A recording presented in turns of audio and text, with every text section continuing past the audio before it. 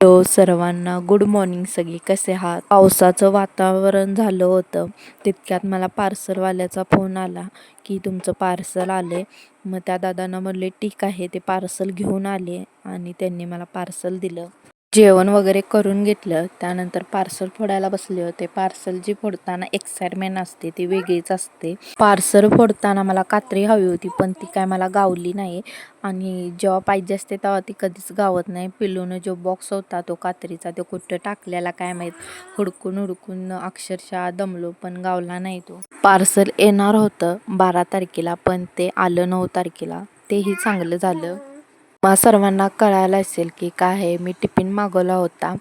जो ह्यांचा पहिला डबा होता तो त्याच्यातून भाजी वगैरे सगळी सांडत होती, त्यामुळे मी हा ऑनलाईन मागवला होता. पर्सनली मला डबा खूप आवडलेला होता. 3 डबे होते, 2 मोठे होते, एक छोटा डबा होता आणि त्याच्यासोबत बॅगही होती.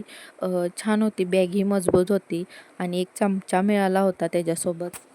तुम्हा सर्वांना कसा वाटला नक्की सांगा. बाय.